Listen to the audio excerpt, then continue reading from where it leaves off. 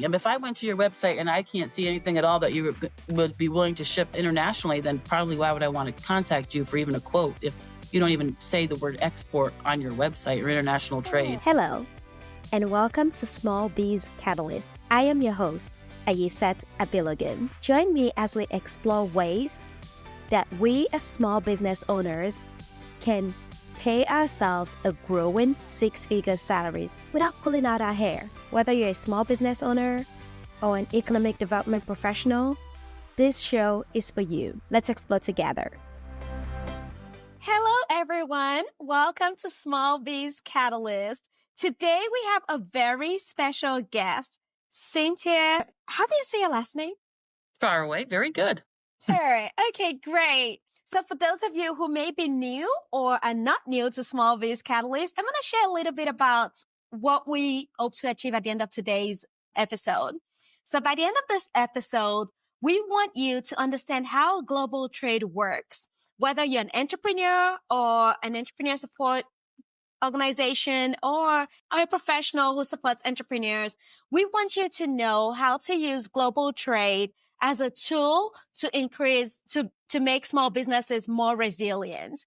We also want you to understand how global trade works, the resources that you could explore. And if you don't have an interest in global trade, I hope at the end of this episode, you will seriously consider global trade as part of your toolbox to make your business more resilient, or the businesses you serve more resilient. And I am going to allow Cynthia to tell us a little bit about herself so that you can just understand why she's here.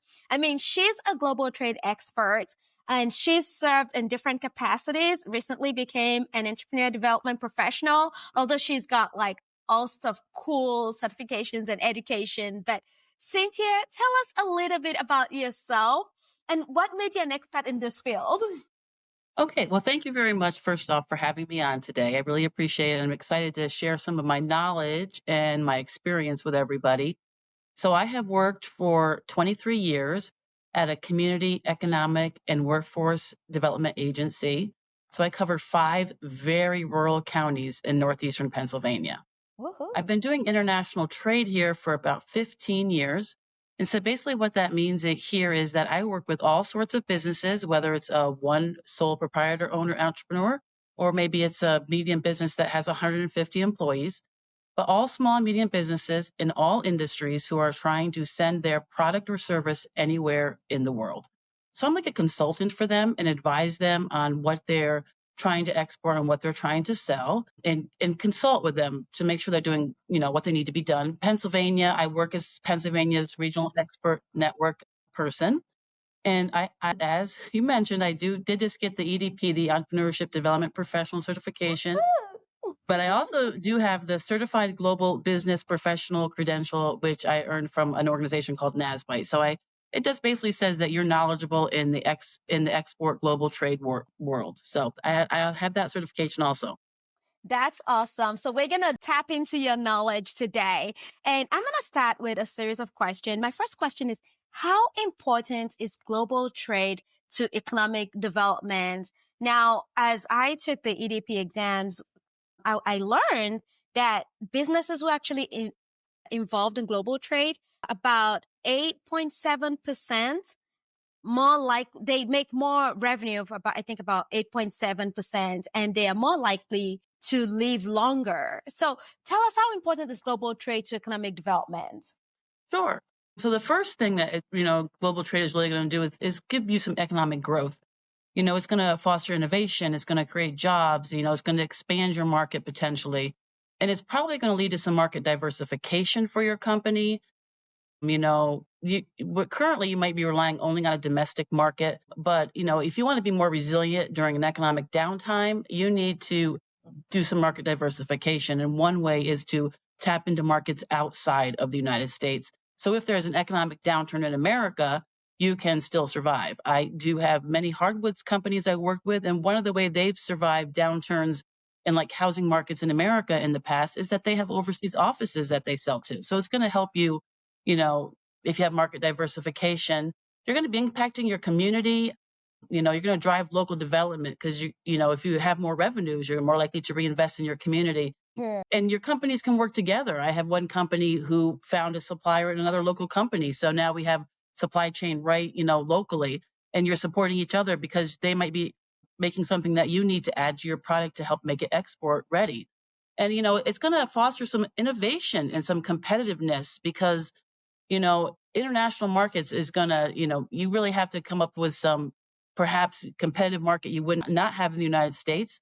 So you might have to think of some new ways to present things, some new technologies, some new marketing efficiencies, or all sorts of ways that hopefully your company would grow if it's looking outside the United States and what kind of products you're competing against. And maybe it would help you develop some more better competitiveness and innovation in your company. Okay. Oh my gosh. Pretty cool. A lot. What are some things that an entrepreneur could do to invest successfully in global trade? Well, there are so many things that an entrepreneur could do. I mean, one of the first things I feel an entrepreneur needs to do is some market research. You kind of have to know, or at least find out what kind of potential markets exist for your product, what kind of demand there might be, what kind of competition you might have, and what kind of regulations are involved with that. There are online tools to help you with some market research. The International Trade Administration has a market diversification tool, they call it, and it's free on their website. And you can go out there and, try to explore a little bit, put your product in there, look at what country you might want to be to. But you got to do some research. You just can't say, oh, I'm going to export my product to, XYZ country and it's going to work. You have to really do some research first in the market. And then you really need to develop a strategy. Developing a strategy would kind of be your next steps because you want to make sure that you're aligning your global trade goals with your broader business, objectives. You don't want to just have it, you want it to be part of your business plan. Global trade should be part of your business plan. And you really should start small, focusing on only one or two markets to start with. You don't want to conquer the world. You just want to conquer one or two countries because that way you'd be more successful. You need to understand that as you're developing your strategy, that there are risks to international trade. It will be a huge time commitment, and it could be a time before you get a return on your investment. Unlike a sale that you might get your return on investment tomorrow, with the changing the money to another country and the way it's being shipped, all these things could affect how soon you're going to get paid. So that always is also something to consider. The next thing the entrepreneur really, needs to do to be successful is they have to understand the compliance that exists. There is regulations and tariffs and custom requirements, and there's boycotted countries and boycotted people. That depending on where you're exporting and exactly what you're exporting could depend on whether you need an export license or not, and those regulations do change. They change slow, like anything the government is regulating. You might not, might be every 10 years they change, but you have to understand what's out there.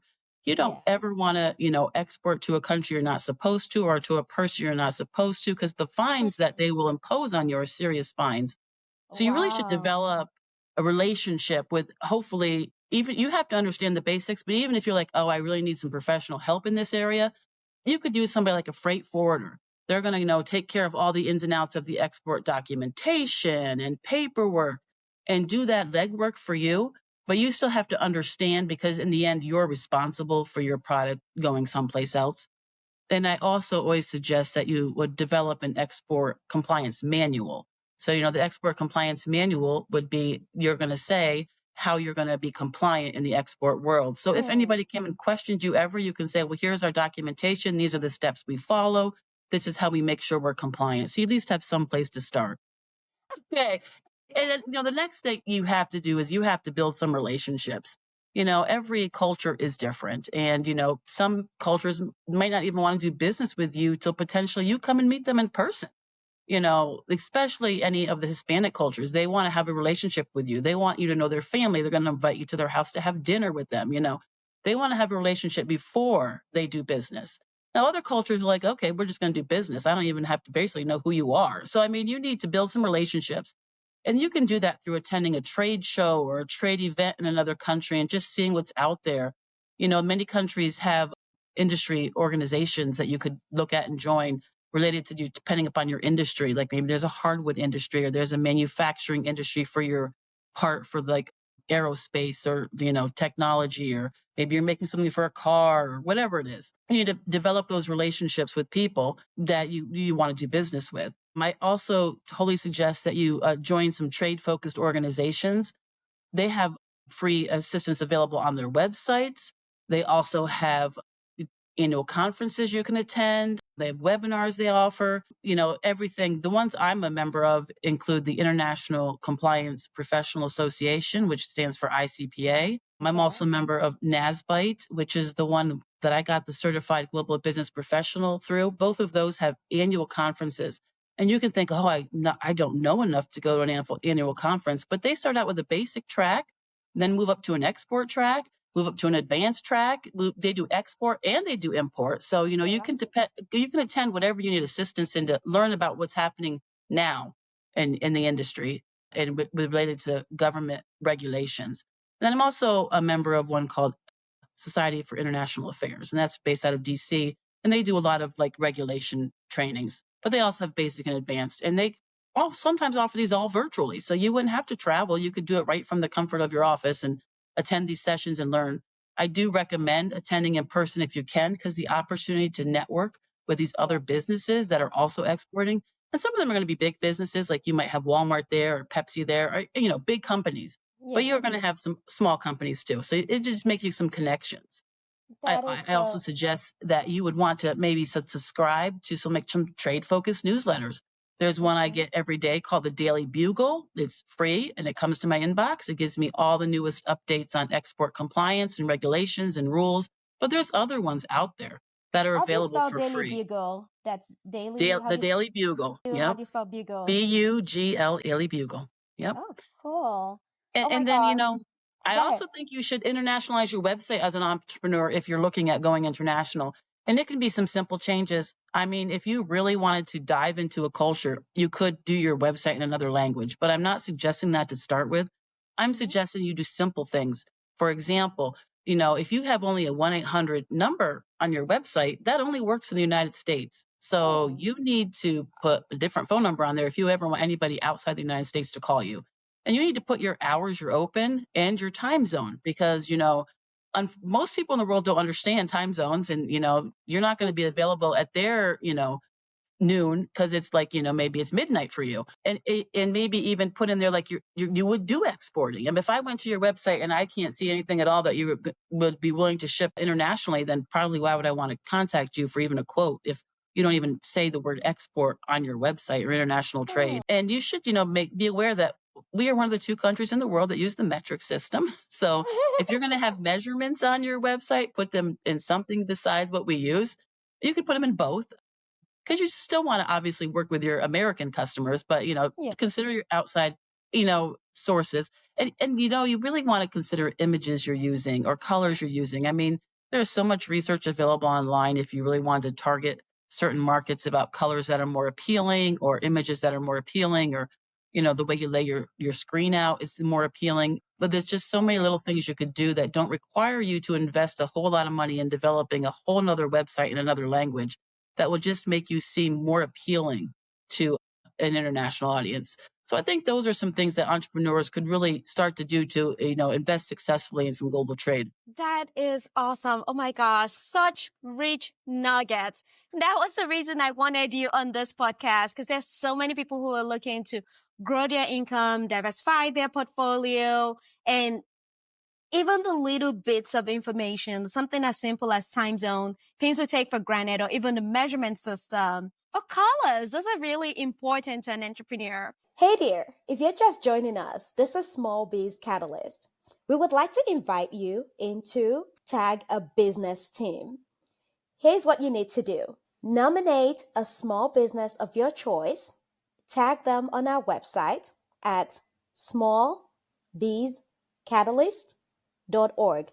That's small, BIZCATALYST.org. Tell us your name, give us your email address, because that's how we'll be able to tell you if you're a winner or not. And then give us a website to a business of your choice. It could be your business or somebody else's. Once you've tagged the business, you'll be entered for a $25 drawing to a local business of your choice. We'll announce winners every month. And now, back to the show. So what are some resources? I know you had mentioned going to trade shows, but right after you mentioned all these organizations. So am I assuming that these are the places where you would find information on how to get on a trade show, or how could you get on a trade show? Just curious. Yeah. So you could, if you went online and you researched your product and you researched, trade show, you would probably find more trade shows than you need to go to. Wow. Because and you don't have to travel internationally to necessarily go to you could go to a domestic trade show in the United States that has an international audience. I have several companies that travel to shows in the United States that have international attendees. So you could still reach an international market at a domestic show. And at these, when you find a show online, it will show you everybody who's coming and everybody who's exhibiting at that show so that you can have an idea of, there might even be foreign companies exhibiting. So there may be some partnerships with them you could work on. And so you could know before you even go to the show who you want to target, who you want to find based on, even if you're just going to go and attend and not necessarily exhibit. You don't have to exhibit your first time around. Go in and walk around and see what it's like. And so if you searched online, you'd be able to find some trade shows in your industry. That's great news. That's good to know. And so that takes me right to my next question. What are resources that are available to entrepreneurs who would like to expand into global trade? I feel like it's There are kind of so similar many to the last one. resources. Yeah, Okay, let's dive in. I did mention, obviously trade-focused organizations or daily newsletters you could subscribe to get information and be updated, attend some trainings and some conferences. But I mean, there's many things online that you can find that do not cost you to learn about. There's government support. So the U.S. Commercial Service has a website and they provide export counseling. They list trade missions and trade shows out there that you could get involved with. And they offer market research reports. So you could just don't have to find the information yourself. You could go out to the U.S. Commercial Service website and look up market research for a country or a product that you're interested in. And those reports are free. It's not like you have to buy them. So it'll save you some work. You have the Small Business Administration, the SBA, has an export assistance center online, and that's really geared for small to medium businesses that are entering international markets. So if you're really new, they have an export assistance center that's going to have even webinars you could watch or other information such as that you could really get some information out of. There's financial resources available, believe it or not. So the Export Import Bank of the United States, it's called EXIM, EXIM. They offer financing solutions for international sales. That's all they do is the Exim Bank, Export Import Bank. So that's obviously nationwide. The SBA, again, the Small Business Administration, has an export loan program. So what they're going to do is they're going to support like working capital needs and export related activities. I actually did have a sole proprietor, one man business entrepreneur who does maple syrup. And he was actually able to get an SBA export loan to help him with working capital because time he makes the maple syrup, then he was shipping it in gallon drums over to South Korea. Time he does all of that, it's going to be a little bit before he gets paid. And yet he's put up all this cost up front. So he was able to get a working capital loan from the SBA export loan program. So there is some financial things that are available for resources online that you can find. I'm sure there's way more than I'm going to mention, but I'm just going to mention a few I'm familiar with. There's also educational resources. There's World Trade Centers out there. International Trade Administration has a great website. All of those have free webinars, workshops, guides for new exporters to help you. I think one of them even has like, am I ready to export? And it takes you through like a little quiz where you can say, answer the questions and they're going to tell you whether or not they think you're export ready, which is, helpful to know before you dive into that. And, look for your local support. There could be a chamber of commerce. Sometimes you have to have like a certification to export to some countries that say your product was made in the US. Sometimes that's required for exporting, for like example, to Israel. And your chamber of commerce might provide that for you. Local chamber of commerce is who provides that. So make sure you engage with your chamber, your SBDC, economic development support organizations. That's what I work at, as an economic development organization. And we provide export assistance. And there's one of me in every part of Pennsylvania. There's 10 of us across the state. So other states may have the same thing, a local person who can help you, walk you through it hand in hand. Like I said, the state might have a program, I did a little search online and found the Texas Economic Development Support System for International Trade. It does exist out there. So, I mean, see what your state has available. You know, the Small Business Administration does give what they call a STEP grant, and that is related to export. And there are certain states that get that every year that they apply for it. That is funds to help exporters do different projects related to international trade. So, think about who you have locally and see who might be able involved in export that you don't know of. Some SBDCs even have an export qualified person who's done training and is prepared to help with export. Not all SBDCs have that, but even if your local SBDC doesn't, they might know of a nearby SBDC that does that can help you in that area. Because Wow. you might even have a foreign trade zone and not know it. And a foreign trade zone is an area where you can, utilize that to bring a product in and then modify it and send it back out. And you can avoid paying some duty and some fees on that because you're, sending it in and out of a foreign trade zone. And it's kind of like not and officially not landing in the United States. It's like in between in a non-United States zone for a short time.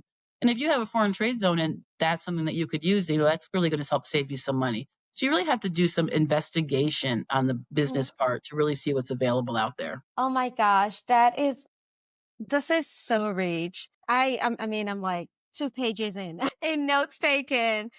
I really just appreciate your wisdom, the wealth of knowledge, and just a few things.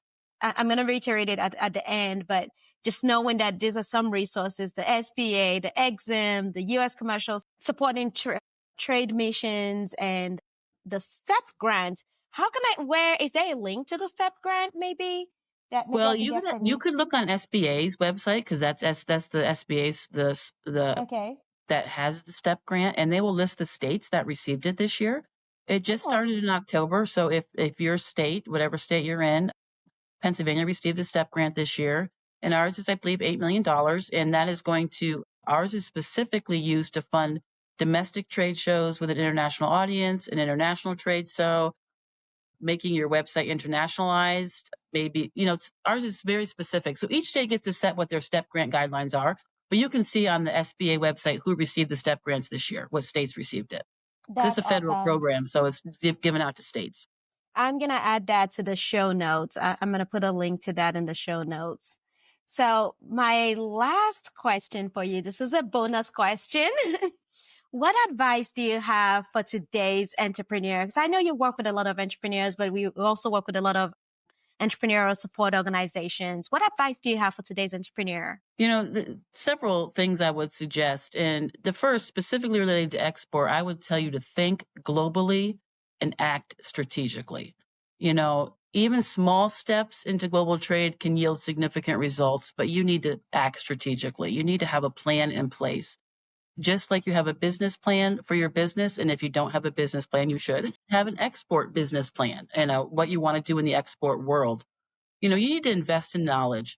So even if you're not going to go into international trade, and I have mentioned several conferences and webinars and workshops and things like that you could take, you need to be informed about anything related to knowledge for every industry. I can't stress right now that I'm trying to educate myself. Education never stops. I'm trying to educate myself right now about what AI looks like in the world for the entrepreneur in the future. And it's good and scary all at the same time. Yes. Really, it is. But I mean, you as an entrepreneur today, you need to know what's coming down the pipeline. You need to know what's coming in the future down the horizon. And so you need to, really invest in your knowledge and make sure you know what's happening in the world today. And especially when it comes to export, you need to have a world view because there's many armed conflicts happening in countries right now. You need to know what's happening in the world to know, the currency fluctuations that are going to, make your price point be different and potentially. So it's all about your knowledge. You need to, like I said, AI, you need to leverage technology. And nowadays, somebody across the world is like being right next door. So between e-commerce and social media and digital marketing, you should be using this in your business, whether you're exporting or not, even to reach your domestic audience. You need to be aware of everything that's available. And when you think internationally, you need to think outside the box. There's actual international search engines. Everyone in the world does not use Google like we do. Quite often Oh, they have Google with their own country extension, like google.ca is Google Canada. So, if you're going to do some international and you're really serious about a certain country, you want to maybe get on some international search engines. And so you can be found in countries by customers in that country. So, you need to think outside the box. Don't think that the way everything works in America is the way everything is going to work everywhere else in the world. You need to be persistent and adaptable. And that's just an entrepreneur in general. If you're not persistent as an entrepreneur and you're not adaptable every day in your business, it will be very hard for you to succeed long term, in my opinion, because that's the key to being an entrepreneur is you're persistent and you're adaptable. And, I also, I always say another thing that you need to do is seek expertise. You need to find the people and surround yourself with resources. You are not alone in the entrepreneurial world. There are so many agencies that like I work at and you work at that are entrepreneurial support systems. And that's what we're here to do is support entrepreneurs. And if we don't do it ourselves, we know somebody who probably does support you. So even if you come to me with something that I have no idea about, which has happened, because once I establish a relationship with a country in the export world, they see me as somebody they can reach out to, which is what you want your relationship to be with your entrepreneurs, is somebody they can reach out to no matter what the situation, and you're going to help them. So I can refer you to loan department. I can refer you to somebody maybe who helps you with government procurement assistance or manufacturing, streamlining your product, or, finding workforce for your, whatever you might need. If I don't have a resource, I will find a resource to help you in that area, because I don't know everything. I might be an expertise in international trade, but that doesn't know I could tell you a thing about how to apply for a loan, but I can point you in the right direction. So that you need to seek out expertise. Don't be afraid to think that you can't find someone to help you, mentor you through the process and guide you along the way, because, entrepreneurs can be very isolated and they don't need to be. That's true. We tend to be heads down, pencils up, kind of focused on what we're doing, and sometimes forgetting that there's a whole village accessible to us, just, maybe next touch point or just online or even closer. Cynthia, this has been such a rich wealth of knowledge that you've shared with us, a rich episode. I'm so grateful to have you here with me to share some of your knowledge. So I took a lot of notes and I'm just going to share some of it. I love how you said, think globally, but act strategically. I think that encompasses everything you said, but have a plan in place, invest in knowledge, be informed. Use international search engine. I honestly would not have thought about that because, the world, we think the world is everything we know. And it's so much bigger than that. It's so much bigger than what we're exposed to. You shared there's some of the things you shared. Align your global trade with business objective. So don't just go in a limbo because you want to go into global trade, but make sure it really just works out well, complements or advances your business in one way or another. Understand compliance that exists. Start small, develop relationships with freight forwarders, build relationship, attend trade shows, network. That's how we met, networking. We met through networking. Absolutely. I am so grateful just for this nuggets, and I can't wait for our audience to just embrace the knowledge you've shared and more importantly, implement the knowledge you've shared. Thank you so much for being here. It's such a pleasure to have you. Thank you so much for having me. And I'm here anytime I can assist you. That's what a network is for. Absolutely. Hey there, if you're just joining us, this is Small Biz Catalyst. We would like to invite you into our Tag a Business team. Here's what you need to do. Nominate a small business of your choice, tag them on our website at smallbizcatalyst.org. That's small, BIZCATALYST.org. Tell us your name, give us your email address because that's how we'll be able to tell you if you're a winner or not. And then give us a website to a business of your choice. It could be your business or somebody else's. Once you've tagged the business, you'll be entered for a $25 drawing to a local business of your choice. We'll announce winners every month. And now, back to the show.